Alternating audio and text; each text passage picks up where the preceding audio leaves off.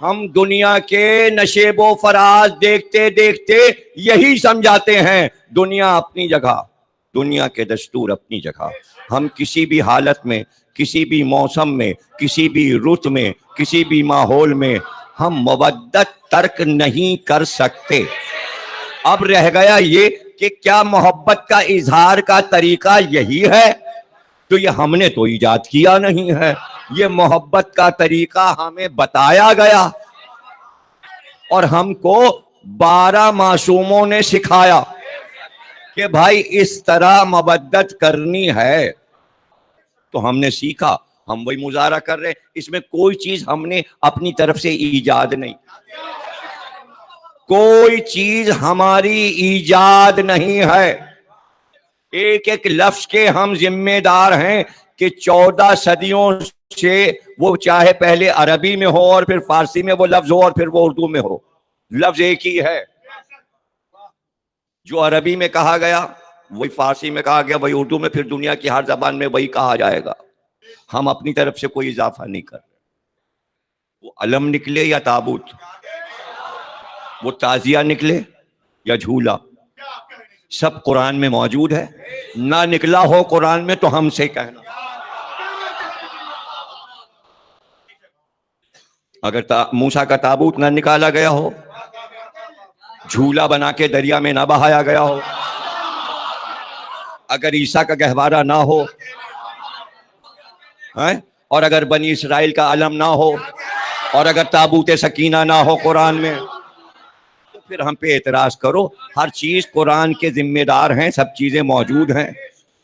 درود ہم پڑھتے ہیں تو قرآن سے پڑھتے ہیں، محبت کر رہے ہیں، مودت تو قرآن سے کر رہے ہیں. جو ذکر ہو رہا ہے وہ قرآنی آیات و قرآنی واقعات کا ہو رہا ہے. فرش ازا یہ بھی موجود ہے،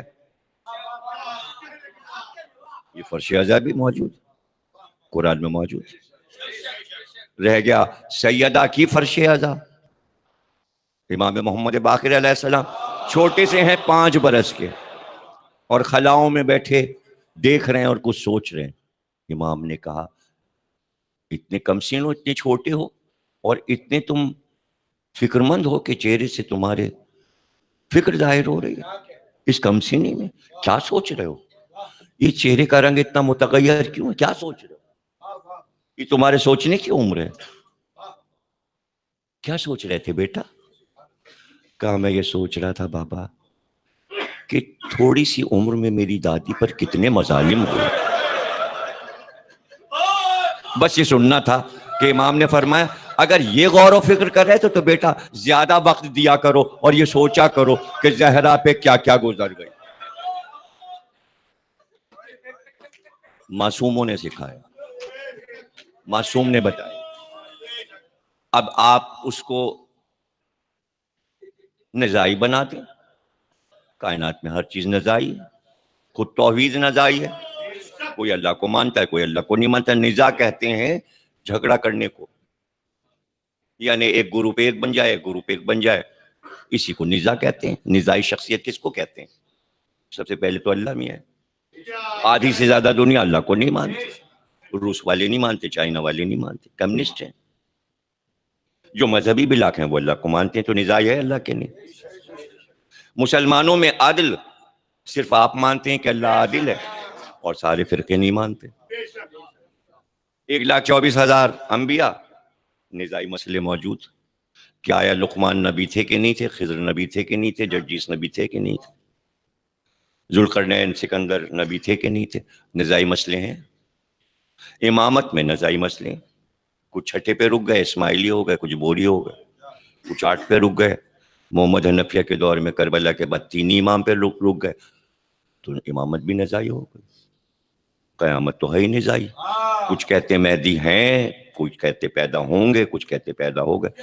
کوئی ایسی بھی شخصیت دنیا میں ہے جو نزاعی نہیں ہے؟ اللہ سے لے کر علی تک، محمد تک، اور آپ تک اور ہم تک.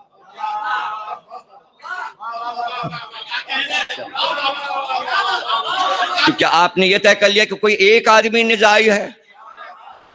یا جس کو چاہے آپ کہہ دیں کہ وہ نزاعی ہے اور سب کچھ نزاعی ہے؟ تو آپ نے بی بی سیدہ کی شہادت کی تاریخ بھی نزاعی کر دی. لیکن ہم آپ کو سمجھا دیتے ہیں کہ بتا دیتے ہیں، یہ جب سے ہم نے یہ فرش اعضا بچھایا تب سے ہم بتا رہے ہیں کہ ہم 3 معصوموں کے کہنے سے اس تاریخ کو رکھے ہوئے ہیں، امام محمد باقر علیہ السلام، امام جعفر صادق علیہ السلام، امام محمد تقی علیہ السلام، 3 معصوموں نے کہا کہ آپ کی شہادت 3 جمادی الثانی کو ہوئی۔ 3 گواہ ہیں معصوم، رہ گیا وہ تاریخیں جو پچھلا مہینہ گزر گیا جمادی الاول کا، اس کی 12، 13 جو کچھ لوگوں نے منائی یا مناتے ہیں، ہمیں اس پہ کوئی اعتراض نہیں، ہم نے کبھی اس پہ اعتراض نہیں کیا کہ مجلسیں نہ کرو، کرو، اس لیے کہ بعد رسول 10 دن کے اندر سیدہ پہ مظالم شروع ہو گئے، تو اس میں پورا ربیع الاول، پورا ربیع الثانی، پورا جمادی الاول، 3 مہینے مظالم کے آ رہے۔ کسی دن تحریر پھاڑی گئی، کسی دن خطبہ ہوا، اور کسی دن گھر پہ حملہ ہوا، تو کوئی نہ کوئی تاریخ کہیں نہ کہیں تو ہے نا غم کی۔ اس لیے ایران عراق میں اچھا ہے کہ ایام فاطمیہ طویل منائے جاتے ہیں، محرم کی طرح، اور بہت سے علماء نے کہا ہے کہ آپ محرم کی طرح کئی ہفتے غم فاطمہ منائیں، لیکن ظاہر ہے کہ اتنی فرصت تو زمانے کو نہیں ہے نا، تو جمادی الثانی کا چاند دیکھ کر 3 دن کی ازا، جیسے علی کی 19، 20، 21 ہوتی ہے، ویسی فاطمہ کی بھی پہلی، دوسری، تیسری، اور دلیل میں دے دیا کرتا ہوں، سامنے کی دلیل ہے کہ بی بی نے اپنی وصیت میں کہا کہ تاریخ شب میں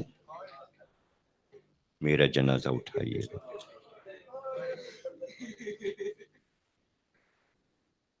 تو اگر کسی مہینے کی 12، 13 اور 14 ہو تو چاند پورا ہوتا ہے، اور عرب میں، صحرا میں چاند زیادہ چاندنی پھیلاتا ہے، اس لیے کہ عمارتیں نیچی تھیں اس زمانے میں، بڑی بلڈنگیں نہیں تھیں، اس لیے چاندنی پھیل جاتی تھی، تو روشنی اتنی ہو جاتی تھی مکے مدینے میں کہ جیسے آج آپ دن کی روشنی دیکھیں، اس طرح 14ویں کی روشنی ہوتی تھی۔ تو بی بی کا یہ کہنا، اس کے معنی یہ کہ تاریک راتوں کو پسند کیا، پہلی، دوسری اور تیسری کو چاند رات میں آسمان پہ نہیں ہوتا، شام کو ہی غائب ہو جاتا ہے، باریک سا چاند ہوتا ہے پہلی، دوسری، تیسری کا، اور وہ غائب ہو جاتا ہے۔ مطلب اتنا اندھیرا تھا جو زہرا نے چاہا تھا کہ تابوت پر کسی کی نظر نہ پڑے،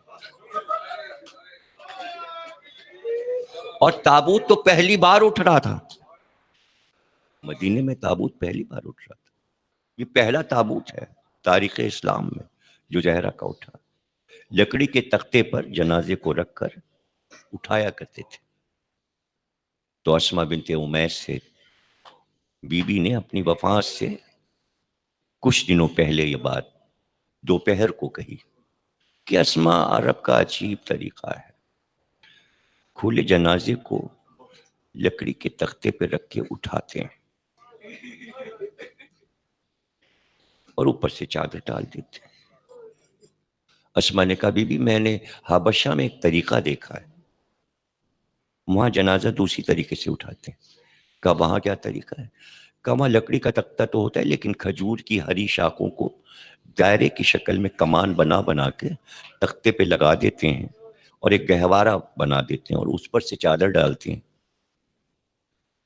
کہا اسماء مجھے بنا کے دکھا۔ اسماء نے کھجور کی ہری شاخیں منگوائیں، لکڑی کے تختے پر کمان کی طرح موڑ موڑ کے لگائیں، اس کے بعد اوپر چادر ڈالی اور خود اسماء اندر لیٹی، اور کہا بی بی یہ بتائیے کہ اب باہر سے میرا جسم تو نہیں نظر آ رہا؟ بی بی نے کہا ہاں اسماء، تو نے وہ کام کیا ہے کہ اللہ رہتی دنیا تک، جب تک تو زندہ رہے، اللہ تیرے پردے کو قائم رکھے۔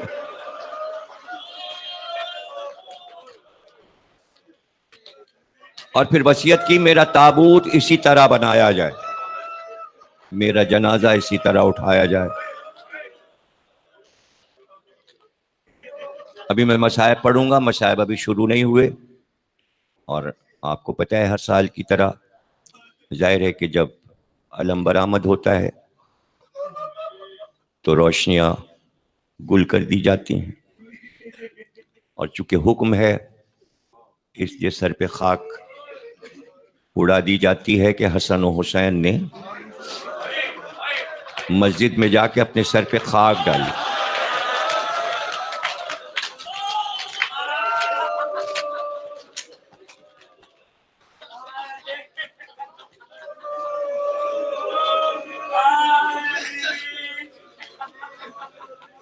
تابوت بی بی کا نکلتا ہے لیکن خواتین اٹھاتی ہیں۔ میں احترام میں، مردانے میں نے کبھی یہ کوشش نہیں کی کہ میں تابوت کے لیے تیاری کروں یا مشورہ کروں۔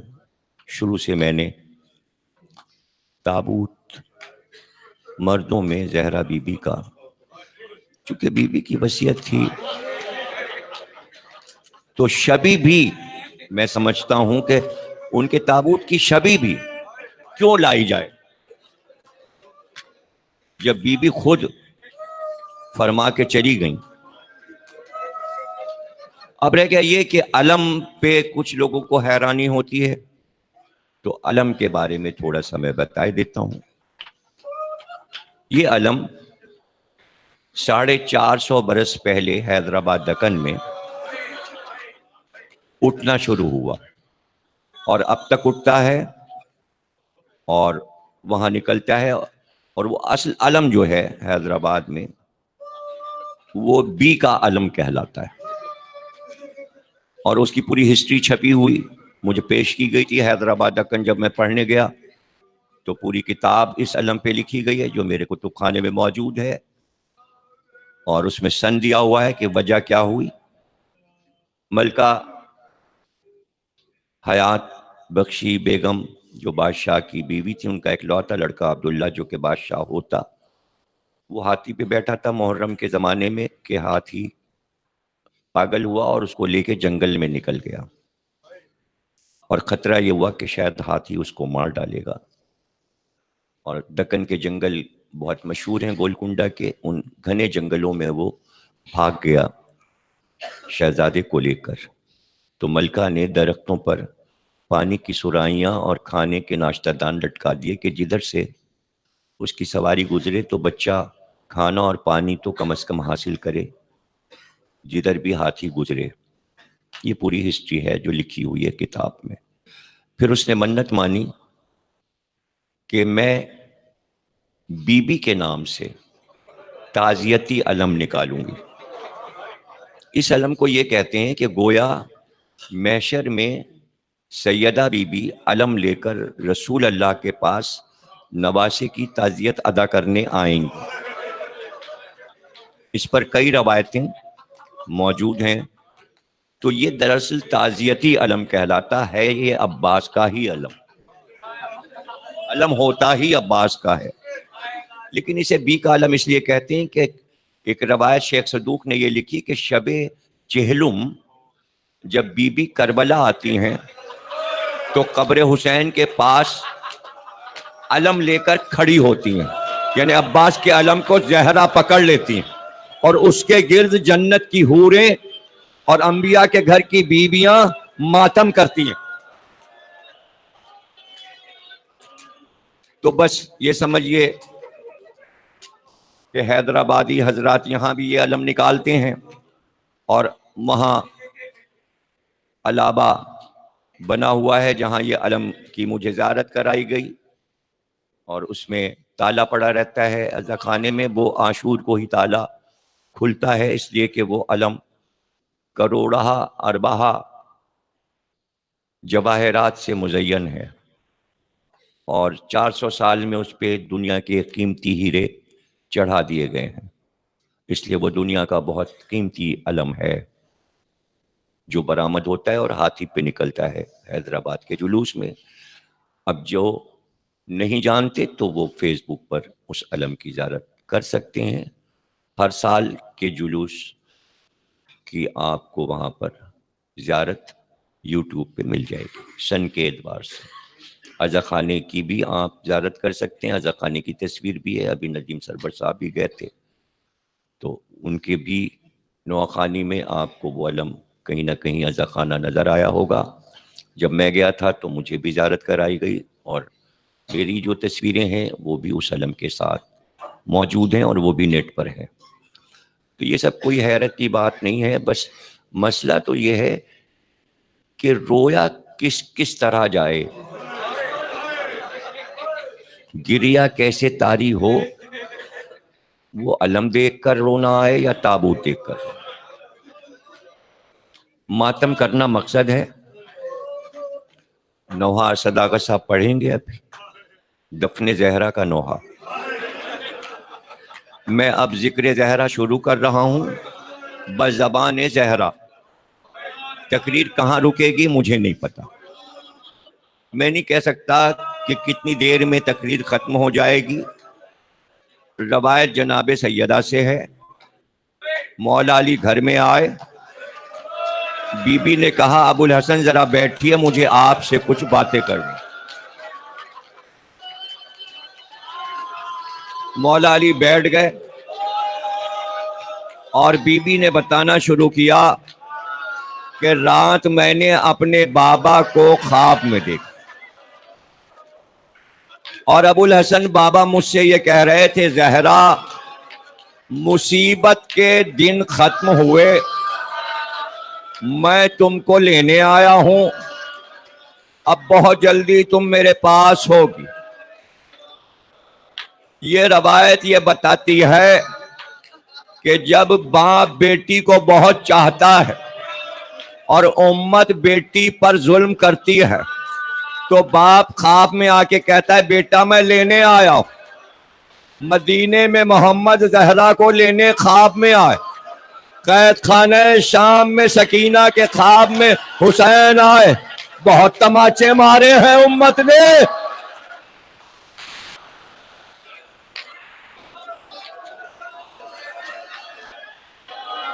تم سلامت رہو.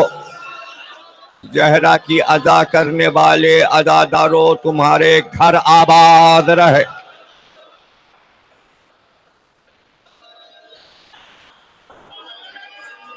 میں وصیت کرتی ہوں حسن اور حسین کے لیے کہ میرے بچوں کا خیال رکھیے گا. میں وصیت کرتی ہوں میں نے زینب اور ام کلثوم کو بہت لاڈ سے پالا ہے. میری بیٹیاں کسی بات پر روئیں نہ. پہلا لیجئے گا اگر کبھی زینب اور ام کلثوم تڑپ کر روئیں. میں آپ کو وصیت کرتی ہوں کہ میرا جنازہ پردہ شب میں اٹھائیے. میں وصیت کرتی ہوں کہ میرے دشمنوں کو میرے جنازے پہ نہ آنے دیجیے. میں وصیت کرتی ہوں کہ میری قبریں زیادہ سے زیادہ بنائیے گا. ایسا نہ ہو کہ دشمن میری قبر کے ساتھ بے ادبی کر. وصیت کے مطابق 40 قبریں علی نے سیدہ کی نشانیاں بنائیں تاکہ یہ نہ پتا چلے کہ اصل قبر کون سی ہے, اس لیے کہ زہرا کی وصیت تھی. یہ وصیتیں بی بی کرتے کرتے ایک بار کہتی ہیں یا علی قیامت تک میری نسل میں جو سادات پیدا ہوں گے ان کو میرا سلام. یہ کہہ کر پیشانی پر ہاتھ رکھ. سادات کو میرا سلام کہیے گا. اب سلام کا جواب سادات دیں. اور اب امت کے لیے کیا فرماتی ہیں وہ بھی کہا فضا فلاں جگہ پر جا, ایک شیشہ رکھا ہے وہ اٹھا کے لیا. وہ گئی اور ایک شیشے کا برتن لائے، علی کے سامنے اسے رکھ دیا گیا۔ کہا زہرا یہ کیا ہے؟ کہا اس کے اندر ایک سونے کا برق ہے۔ کہا یہ کیا ہے؟ کہا یہ وہ ہے جنت کا سونے کا برق جو پروردگار نے مجھے بھیجا۔ جب آپ کا رشتہ میرے لیے آیا تو بابا میرے پاس آئے اور مجھ سے پوچھا کہ زہرا تمہارا حق کے مہر کیا ہوگا؟ بابا نے گنانا شروع کیا کہ اللہ یہ کہتا ہے جبریل کے ذریعے کہ تمہارے مہر میں یہ دے دیا گیا، تمام زمینیں، تمام آسمان۔ میں چپ رہی، کوثر و تسنیم میں چپ رہی، خاموش۔ آخر میں میری خاموشی پر جبریل آئے اور انہوں نے اللہ کا پیغام پہنچایا کہ زہرا تمہارے مہر میں گناہگاروں کی شفاعت لکھ دی گئی ہے۔ تو میں نے کہا بابا مجھے تحریر چاہیے ان تمام لوگوں کی جن کی سفارش میں محشر میں کروں گی۔ اس کاغذ پر امت کے ان تمام لوگوں کے نام لکھے ہیں جن کی سفارش نام لے کر میں محشر میں کروں گی۔ ارے امت والوں کے نام اس کاغذ پہ لکھے تھے۔ ایک بار زہرا نے کہا جب قبر میں مجھے لٹا دیجیے گا تو یہ جنت کا برق میری پیشانی پہ رکھ دیجیے گا۔ امت والو زہرا کے سلام کا جواب دو۔ سلام کا جواب صرف گریہ ہے۔ علی کو یہ وصیتیں کر دی۔ دوسرا دن نمودار ہوا تو صبح سے بچوں کے کپڑے دھو کر پھیلائے، گھر میں جھاڑو دی، کھانا تیار کیا۔ جب سارے کام کر چکی تو اسما کو بلایا، فضہ کو بلایا اور کہا اب میں حجرے میں جا رہی ہوں۔ بھائی یاد رکھیے گا ظہر کا وقت آ رہا تھا اور عبادت کرتے کرتے زہرا کو عصر کا وقت آیا۔ اب یہ عصر کا وقت ہے اور یہ یاد رکھیے گا کہ زہرا فرماتی ہے میں حجرے میں جا رہی ہوں، جب تک میری آواز تسبیح و تقدیس کی آئے اے اسما اور فضہ تم اندر نہ آنا۔ اگر سناٹا اور خاموشی ہو جائے تو اجازت ہے، پھر حجرے میں آ جانا۔ ہاں یہ خیال رکھنا کہ ابھی حسن اور حسین مسجد سے آئیں گے تو پہلے بچوں کو کھانا کھلا دینا، میرے بچے بھوکے نہ رہیں۔ اسما اور فضہ کہتی ہیں کہ ایک بار زہرا بی بی کی آواز آنا رک گئی۔ کچھ دیر کے بعد گھر کا دروازہ کھلا، حسن اور حسین داخل ہوئے۔ اسما اور فضہ نے دسترخوان بچھایا، کھانا لے کر آئیں، کہا آؤ بچوں کھانا کھا لو۔ تو بے اختیار حسین نے کہا کیسی باتیں کرتی ہے اسما، بغیر ماں کے ہم لوگوں کو کبھی کھانا کھاتے دیکھا؟ کہا ماں تو حجرے میں آرام کر رہی ہے۔ کہا یہ کیسے ہو سکتا ہے کہ دسترخوان چنا ہوا ہو اور اماں حجرے میں ہو؟ ہم خود جا کر دیکھیں گے اماں حجرے میں کیا کر رہی ہے۔ حسن آگے بڑھے، پیچھے پیچھے حسین چلے۔ اب جو دونوں داخل ہوئے تو دیکھا کہ ماں سجدے میں تھی۔ کافی دیر کھڑے رہے لیکن ماں نے سجدے سے سر نہ اٹھایا۔ حسین آگے بڑھے اور ایک بار ماں کے دوش پہ ہاتھ رکھا، کہا ماں اتنا طویل سجدہ، آواز تو نہیں آ رہی ہے، اماں یہ سجدہ کیسا ہے، یہ سجدہ کیسا ہے؟ جب ہاتھ رکھا تو زہرا کی میت الٹ گئی. ارے حسین سجدے میں تھے، حسین سجدے میں تھے. ایک بار شمر نے اپنی ٹھوکر سے وہ بے ادبی کی کہ ابھی سجدے میں تھے، اب حسین کا منہ آسمان کی طرف تھا. آواز دیا، ماں حسین پکار رہا ہے، آپ بات نہیں کریں گی، اگر آپ نہیں بولیں گی تو حسین چیخ کر روئے گا. ایک بار زہرا کے دونوں ہاتھ بلند ہوئے کہ حسین میرے گلے سے لگو، خبردار رونا نہیں آئے گا، حسین رونا نہیں. اے میرے لال، تو نے آواز دی، ماں نے جواب دیا. اب یاد رکھنا یہ عصر کا ہنگام ہے، کب عصر کا ہنگام آئے تو سجدے میں ہوگا تو ماں تجھ کو پکارے گی. اے حسین جواب دینا، ماں پکارے تو جواب دینا. سید سجاد کہتے ہیں حسین سجدے میں تھے کہ ایک بی بی بال کھولے حسین کے گرد طواف کر رہی تھی اور پکارے، حسین ماں آیا میرے لال. ماں پکار رہی، جواب دو میرے حسین.